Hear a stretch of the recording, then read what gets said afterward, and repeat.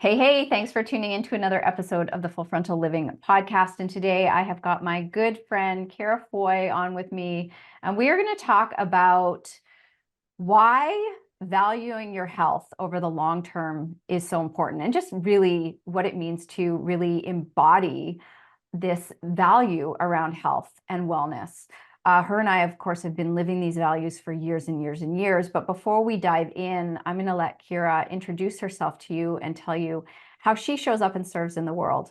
So, Ciara, thanks for joining me. I know we're going to have a great conversation today. Yeah, I'm so excited to be here. I refer so many of my clients to your podcast, and I know friends of yours and stuff listen to mine. So I'm so excited to have this for them. So I am a women's health and hormone expert.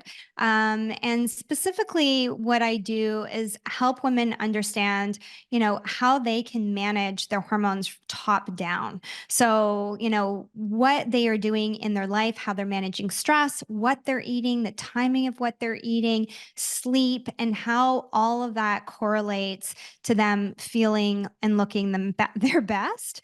And of course, weight loss is also a big piece of that because so often, especially as we get into our 40s, things become a little bit more challenging. Maybe what we once did is no longer working. So, where we could kind of, cut corners or do some quick fixes, it was enough at the time. Once we get into our 40s, it's really about digging deep and taking care of our body and partnering with her as opposed to, making her do more on less. Isn't that the truth? So, let's talk about this top down approach because I think this is where so many people, especially as they get older, they're still chasing the wrong problem. So let's talk about that, chasing the wrong problem, which is usually they're chasing weight loss. And listen, you and I both know there's nothing wrong with women wanting to lose weight. I'm pro whatever you want to do for your body, you do you, boo. But especially as we get older, the old strategies around what you could do to just drop a few pounds. And listen, I've had many clients over the years who those strategies to just drop a few pounds never worked anyways. But as they get older, it gets even harder. So can you talk about what a top-down approach? Let's talk about all the elements of that. Yeah, of course. So I've been doing this work for 18 years, seasoned like you are, now I'm aging myself. I will be 48 this summer. Blows my mind because as we've discussed, like I still feel like I'm 30. I You don't know know, what's going on. I just saw a post the other day. I think it was Jennifer Aniston put out a reel. I don't know if you saw this on Instagram, but it was her birthday reel. And the underlying message of it was it doesn't matter what age you're turning, you're still celebrating all those other years and all those other versions of you.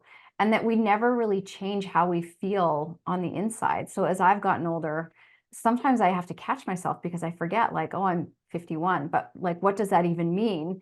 And there are things that definitely have changed as I've gotten older. So yeah, it's aging is kind of a funny thing because you don't really realize it's happening, but it's happening. Yeah, absolutely. And I say that because people have always said to me, and I really have specialized in weight loss, because it is something that so many women struggle with, and it was part of my own journey. Which until I had my first daughter, I didn't really struggle with a lot of weight, but I really struggled with my relationship with my body, which really is the root of what's going on. So I really do understand where these women are coming from. And so I had, full service weight loss clinics. And, so many people always say, like, it must drive you crazy because there's always a new weight loss thing. And how do you keep on top of that?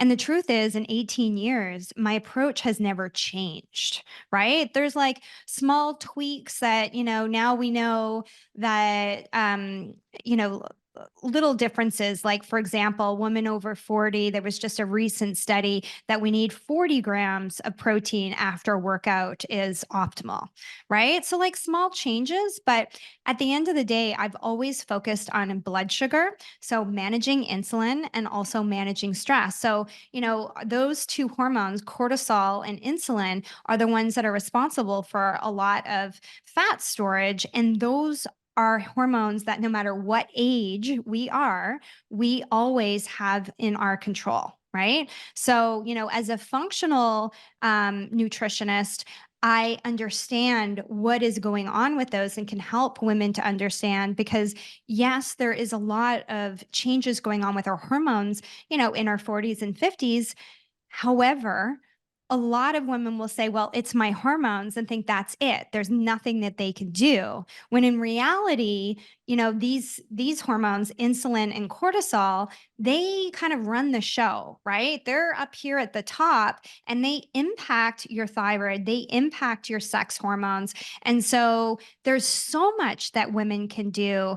And it's just maybe what you're doing isn't working, or maybe you're not giving the right signals to your body, like safety signals, right? So, that's really the perspective that I come at it from. And so it's always been about having the right balance of proteins, fats, and carbs, and making sure, like yourself, I've been focused on protein for 20 years, like thank goodness, because as a petite woman, if I wasn't, I would be in a really difficult place because I'd be having some major issues with muscle mass, and so that is really the place that I come at it from. And the truth is, as you said, it's never actually about food and it's not about weight. Those are just symptoms of an underlying problem, and that we are so disconnected from our body and we don't really like. Eating healthy is for weight loss. When we think we're healthy until the day that somebody tells us we have a disease. But eating healthy is not about weight loss. And you don't just have a disease process because your doctor says, well, now, you've gone up that one extra point on your A1C on your blood test. And so you have diabetes. You've been in the process of that for a decade. Right. So we're not just healthy or not healthy. We're either building our health or we're supporting disease. That is so true. And your body is always responding to your stimuli, from the thoughts you think to the food you eat to your environment, everything. Your body is constantly responding. So when we talk about cortisol and insulin and women go into this, well, it's my hormones. What I hear is a lack of responsibility around, well, what is creating your hormones to go out of balance? And what most women turn to is, well, I'm getting older, so my hormones are shifting. Well, yes, your hormones will shift, but there is so much that we can do, that we can be responsible for in terms of supporting our body as it ages, in terms of supporting our hormones running as optimally as possible. And it doesn't mean you suddenly have to turn into a total, health freak. You and I have been living this lifestyle for a long time. It's literally part of our identity. And I do understand for many women, this hasn't been part of their identity, and that's what they need to shift into. However, as long as they keep kind of defaulting into, it's my hormones, I'm a victim of my hormones, is really what it comes down to. There is this lack of personal responsibility around all the things that they can do to support their body. So when your body is putting on weight that doesn't want to come off, when you're not achieving the things you want, I always look at, well, are you listening to what your body's telling you? So here you are saying, I want these things. I'm going to push my body. I'm going to deprive my body. I'm going to do all these things that aren't super healthy, not to mention the thoughts that you might be thinking about your body. Yeah. And then wondering why your body isn't thriving when you're not providing it with optimal conditions to thrive. Like the last time I checked, if you take a plant, you stick it in a closet, close the door, don't water it for a month, it's going to die. And when we treat our bodies with a lack of reverence, when we don't feed it nutritious food, when we don't talk to it kindly, when we don't offer it care and love and movement and all the things, excuse me, it needs to thrive, of course we're going to have problems with our hormones. But then we turn around and we blame our body again for being the problem without even looking at our role in that. 100%. And that's really, that in a nutshell is the issue, right? And the truth is that what dictates our hormones to a large extent is our lifestyle. Right. Right. So that is also why women will go and, get on HRT or BHRT, bioidentical hormone therapy. And, that can be great for symptom relief for a whole bunch of different things. Right. However, it doesn't help with weight loss, and it doesn't take care of your lifestyle and that, what is actually impacting your mood and your sleep and your energy and your cravings and all of those things. So you have to look at the foundations first, and then when you layer on something like BHRT, you can tweak it to feel even better, and also to address any symptoms that are left, because there can be still additional symptoms even if you're doing all of the right things. However, just balancing your hormones with hormones doesn't take care of the majority of things that women are complaining about.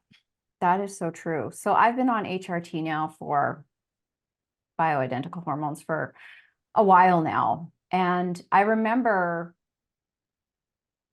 when I first started to have symptoms, and I never experienced things like weight gain, because I know how I eat, I make sure I get plenty of rest, I stay hydrated, I have movement, right? So all the foundational pieces were already there. I was standing on this really solid foundation.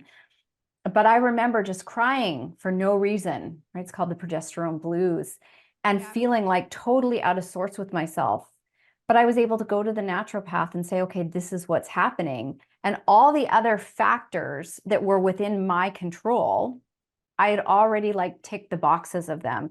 So then we were able to kind of explore, what it would look like to go on progesterone and give my body that support. And because of all the, years of coaching, I knew that something was wrong. I knew I wasn't just crying at commercials for the sake of crying at commercials, right? Like I'd drop a pencil and I'd burst into tears, right? It was crazy.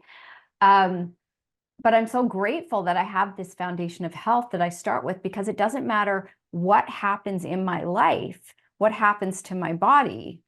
I'm always standing on this kind of solid ground, which gives me this immense trust in my body's ability to continue to heal, and that I'm really working in partnership with it. Now, you and I both recently went through explant surgery, which was really fascinating. So I went through mine first, and then Ciara had hers afterwards, which was a really interesting experience for me to even watch how much faster she recovered than I did, because our procedures were a little bit different. But I mean, you didn't skip a beat when it came to your surgery. Like the night of her surgery, she was sitting on my bed at like 10:30 at night. I'm like, Ciara, you need to go to sleep. You had surgery today. Granted, you were drugged up on that day and stuff, but and I slept that afternoon. And so you did sleep the caffeine afternoon. and a really long nap for me. Correct. Like, but for both of us going into our surgery, neither of us had any concerns about what recovery was going to be like, how long we were going to be off for. There was just this deep and immense trust in our body's ability to heal, and this profound gratitude and reverence for its ability to heal. Like I was so in awe, and I know that you recently had a moment around that as well. Like you really, when the rubber hits the road, right? And things happen in your life, and you get to see that all of the work and the effort that you've put in to caring for yourself really comes back tenfold. I'd love for you to share about your experience with that. Yeah. I mean, oh my gosh. I did a podcast on this, and I bawled my eyes out through a good part of the podcast, and not from a sad place. Like, it's exactly what you're talking about, this reverence and this respect for my body.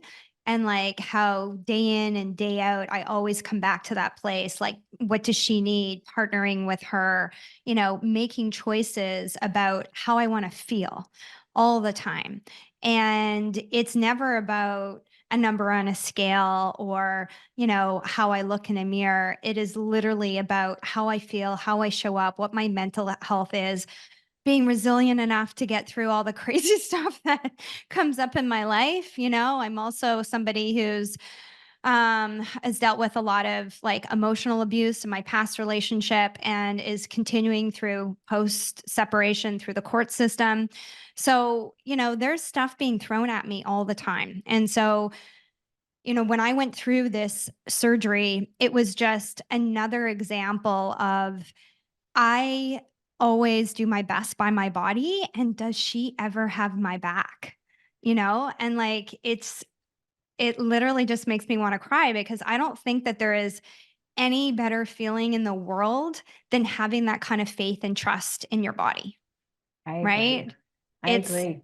it's incredible, and it's like every other relationship. It has to be nurtured, and it's a day in and day out, and it's not something that you can put on a shelf because life is busy and then come back to it. Otherwise, the foundation crumbles, right? Like any relationship with, whether it's our parents, our friends, our boss, our spouses, it's something that is built with trust and with love and with just deep respect. And what women, I'm always, I would say what women don't understand is that the what we do for ourselves on a daily basis to feel good, to get up, to work out, to, get fresh air, to get sunshine, to nourish our body is really building this deep love for ourselves, right? It's we become the woman who we respect, who we love,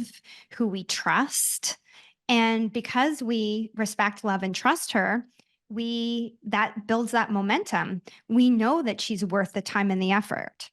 And that's the piece that so many women are missing is that, confidence and in ourselves is built from these little things that we do every single day that adds up to this feeling of, you know, I feel just proud of myself. Like I was in the mirror on the Sunday. So I had surgery on the Tuesday, and you were at my house. And on the Sunday morning, I had a shower and I was looking at myself in the mirror, and I was just so happy. I was like, I wasn't on painkillers very long. I really felt like I didn't miss a beat. The only thing that was kind of bugging me was I had to sleep on my back. So that was kind of, uncomfortable for me to figure that out because I'm usually a side sleeper. But I was just looking at her and I was looking at these boobs that, have gone through so much, who had breastfed two children, one of them for 18 months with implants.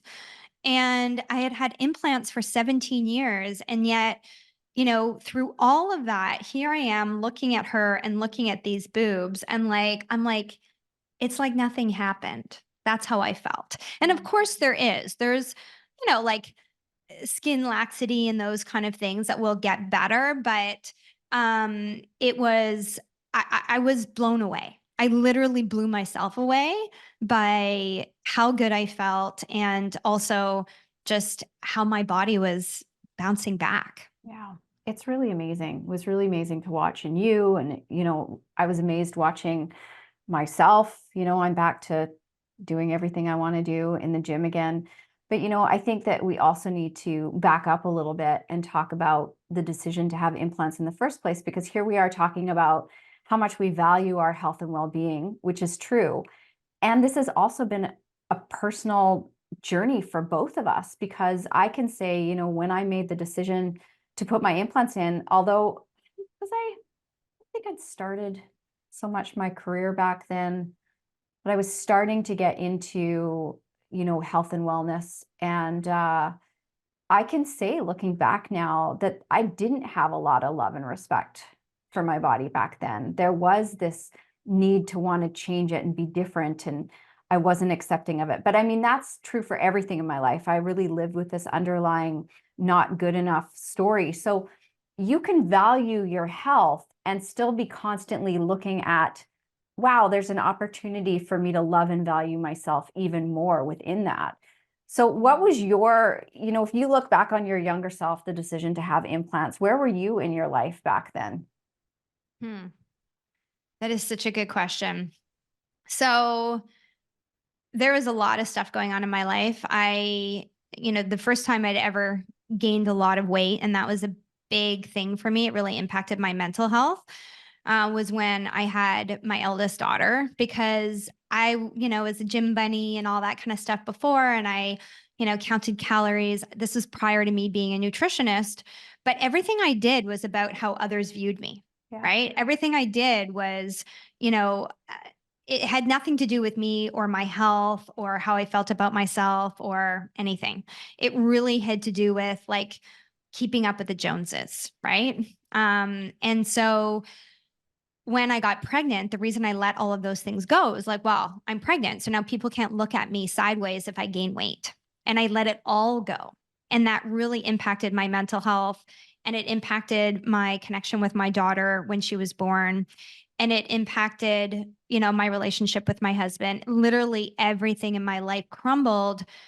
And in large part because of my mental health, garbage in, garbage out. The food that you eat really, it's not just about your physical body, but, spiritually and emotionally as well. And so I had to claw my way back from that. And basically, when I lost all of that weight, I felt like my cute, perky, size B were kind of deflated, right? And looking back at them now, and you've seen the pictures, there was nothing wrong with them. No, that's what when I look back too, I'm like, wow, there was nothing wrong there. No, But in there my was head, nothing. right, the vision I had of Yeah. my body in my head, that's where Yeah. I found that there was something wrong. Yeah. And so where I was is that I had just separated from my husband. And so I was just turned 30 and found myself single. And I just finished I just was just finishing school for nutrition. So I did have an idea. I can't say that I didn't know any of the risks, because I did kind of have a little freak out, like, oh my God, if I do this, am I going to get breast cancer? And, I even went so far as I thought I had a lump and went and, had that checked out at Princess Margaret. But in any case, I didn't know the extent of the risks. And also, I wasn't the woman that I am now, right? That was 17 years ago.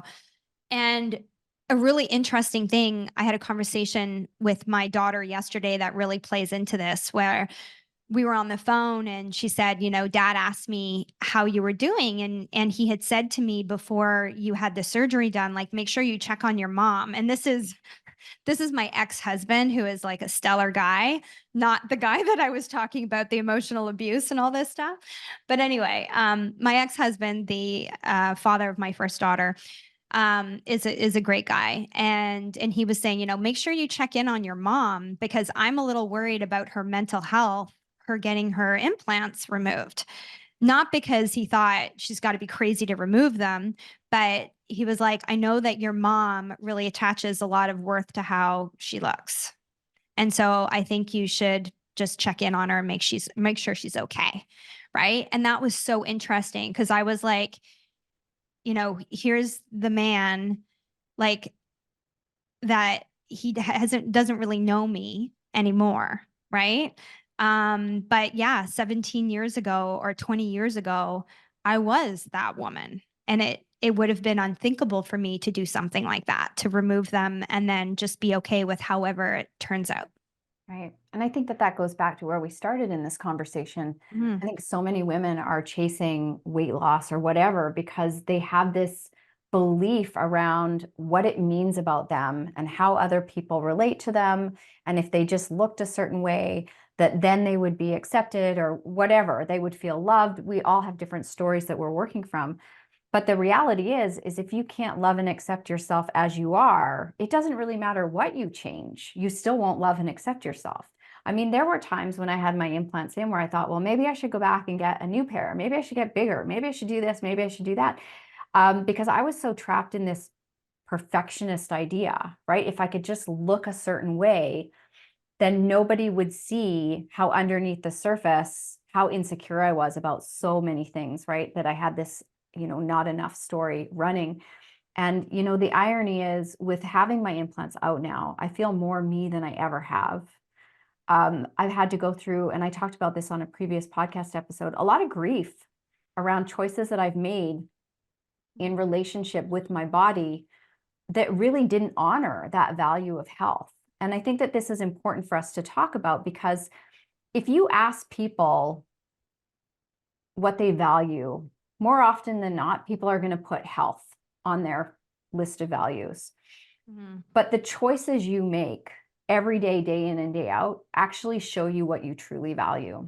So if you have health as one of your number one values, but you're not making choices that support your body thriving, if you're not getting enough sleep, if you're not getting enough water, if you're putting crap food in your body, those all show you that you actually do not value your health. And unless we continue to go deeper and really, what do I want to say? Like, it's like going deeper and recognizing that we're saying one thing, but we're doing another. You're constantly going to be out of alignment with that value, and you're never going to feel really great. So the decision to take mine out was really this decision to get even more in alignment with that value of health. And I'm continuing to look at things like, what else could I do? I don't know if I can give up coloring my hair. That's probably not going to happen. Full I'm with you on that. I disclosure. don't think I can do that one. Right. But But I have nothing on my nails. see, I'm not even at the no nails yet because I'm such a nail biter. But it's always looking at valuing health isn't about being perfect, right? Yeah. Ciara and I are not perfect by any means. But it is making sure that you are living by that value of health and really wanting to love and care for your body in new and better ways. And as you said, it's such a big part of being able to show up and be resilient and to be a leader, because most of the women that you and I work with are really driven go-getters. They've got lots of plates they're spinning in their lives. And if their health is suffering, their performance will suffer. Yeah, absolutely. You can only do that for so long. And that is why so many women get to, our age, and they have been doing that for so long, and their body doesn't feel safe and things are really going awry. And even when they're doing all of the things, they're still struggling. And, that's a really tough place to be in, right? So you I'd want to love to prevent that. hear, I'd love to hear how you start with women who are really at that place where they're struggling.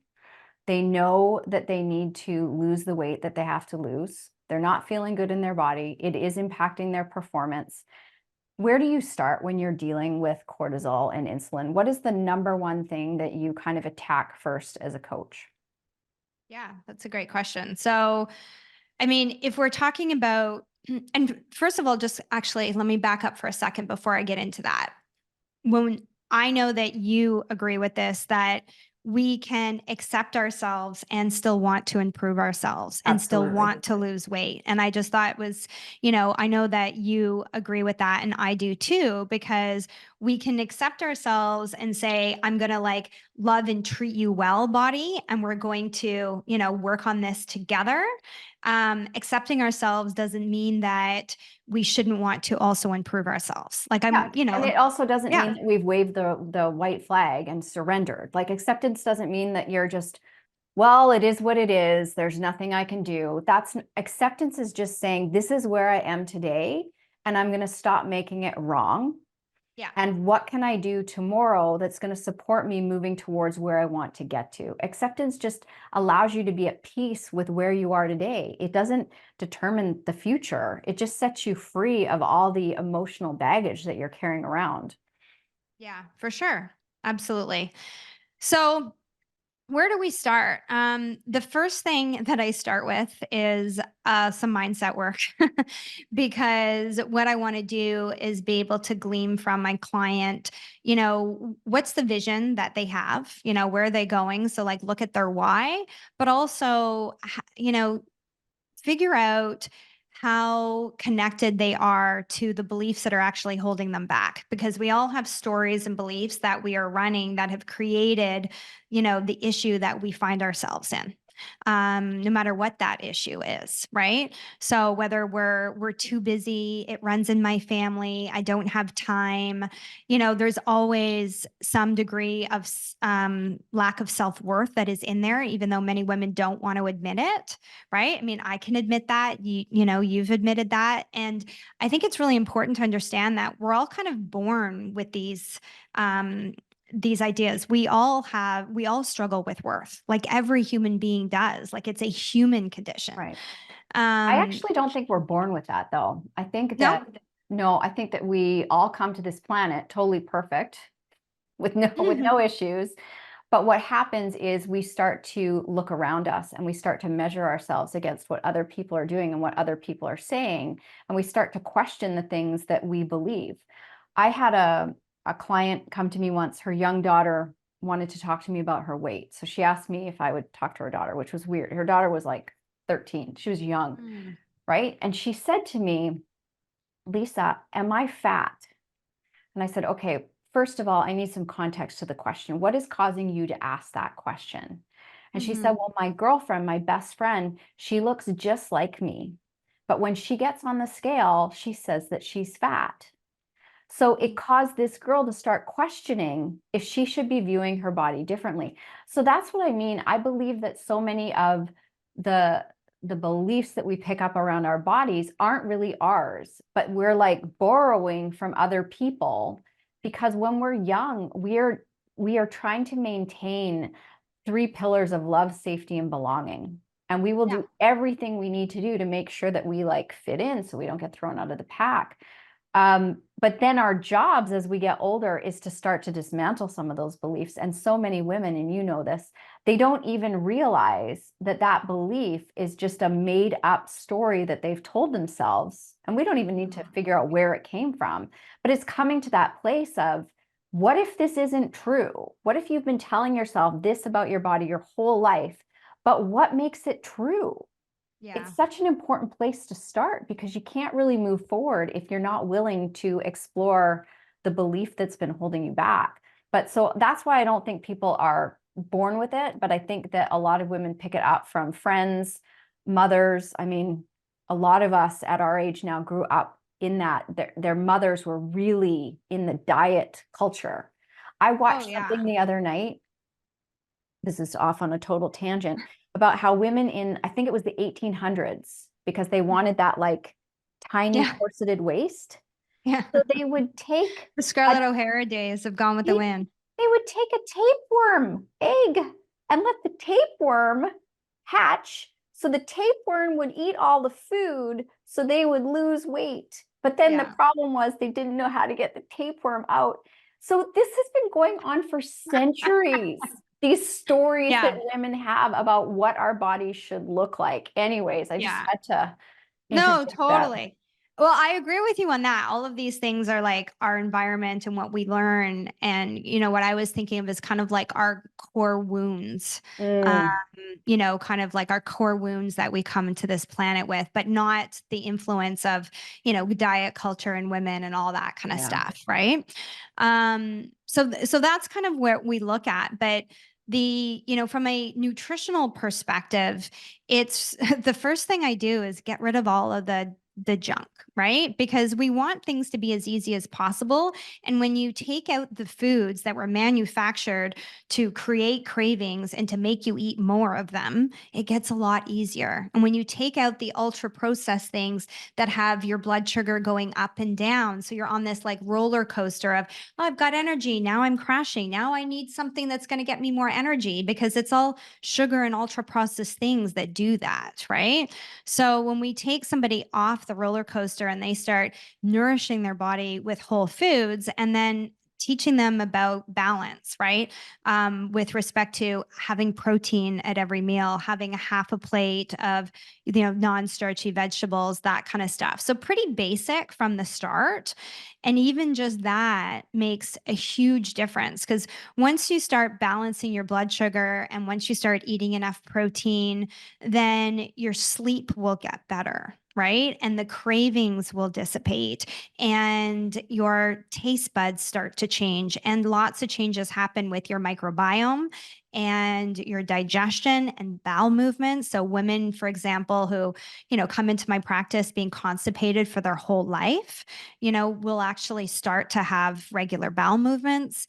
So, that's really the starting piece. And when it comes to, I have people come into my practice might have autoimmune disease, and they might have issues with their HPA axis, their hypothalamic pituitary adrenal axis, because they're always burning the candle at both Mm. ends, right? They might have thyroid issues, all of these things, but it I always work on the foundational pieces first. Like, for example, if somebody's not sleeping well, that's like number one. That's the number one goal we got to work out, because if you're not sleeping well, you're going to be exhausted. It's going to help. It's like, how can you stay motivated or build any kind of momentum when you are dragging your butt everywhere? You feel horrible, right? But also, when you don't get enough sleep, that is going to increase your blood glucose levels.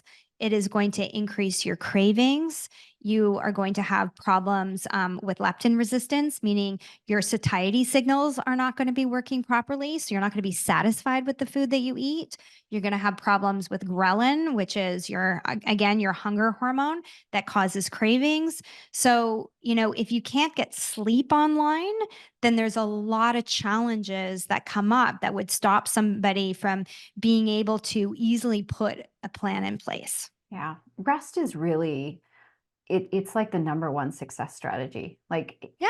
even if you changed nothing of what you were eating and you started sleeping more, you would actually start gravitating towards eating more healthy foods. I truly actually believe that people naturally, if given the choice, will choose healthier, but their environmental state inside their body, because they're not sleeping and taking care of those foundational pieces, are what drive them towards the fast food, because it's there, it's fast, you get that quick burst.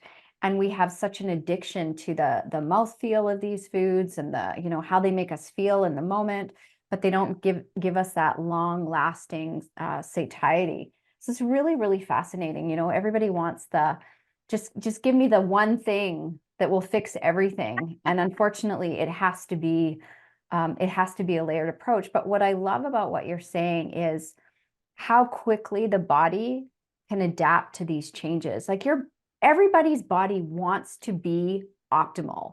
Like, we weren't Yes. set to this planet with like Chevy Chevettes to run around in, right? Like, we've been given the most amazing piece of machinery and it wants to run optimally.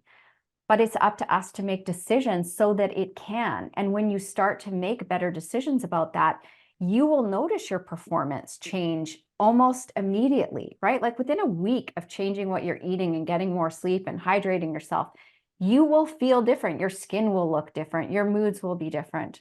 Everything Yeah. can change quickly.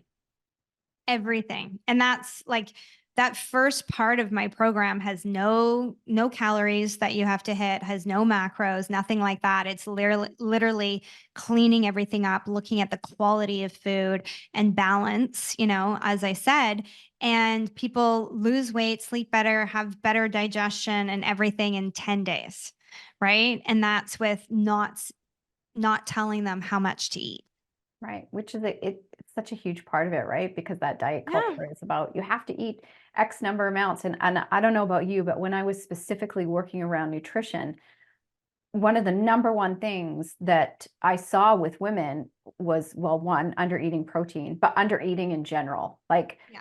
women are constantly not eating enough. And it was such a mind bender for them to recognize that they could eat all this food, which they felt like, oh my God, this is so much food. I would hear that all the time. Yeah. And I'm losing weight. I'm like, that is how it works. When you give your car the gas it needs, it will perform its best. That your body wants to perform its best, but you've got to fuel it properly.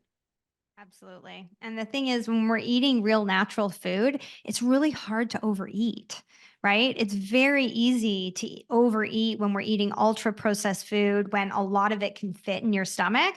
But when you're eating a lot of fruits and vegetables and protein and all of this, like, I just had a call today with one of my groups that just started in January, and they're all like, okay, what do I do when I can't eat my snack because I'm too full?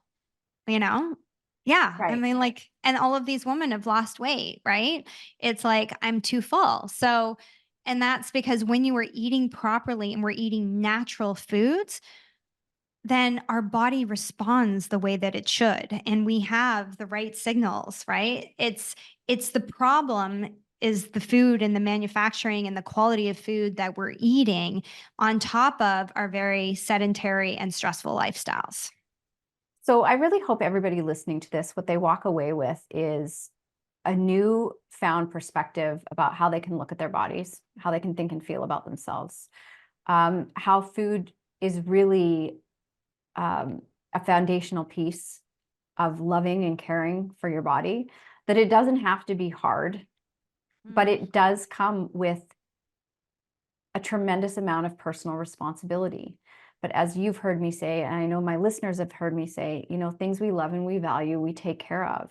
And if you're not willing to pour that into yourself, what does that say about the relationship you're having with yourself? So I don't know about you. Well, I do, because I know you and I love you. I want to be on this planet for as long as I possibly can. And I want to be on Yes. this planet with as few restrictions as I can. Meaning, if you call me up and we're like 60 years old, well, you'll still be in your 50s. I'll be in my 60s. And you're like, hey, do you want to go like ride a camel across the desert in Sahara? I'd be like, yeah, sure, I could totally do that.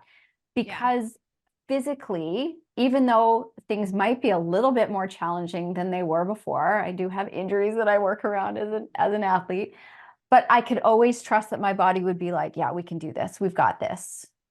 Yeah. That's what I want for myself. That's what I want for my listeners. That's what I want for women. I want us to start to recognize that we can age on our own terms, but it does mean that we have to be responsible for what that process is going to look like and really honoring our bodies. So I would love for you to, any final takeaways that you have, and then let everybody know where they can go and find you, listen to your podcast, all the good stuff, where they can look you up.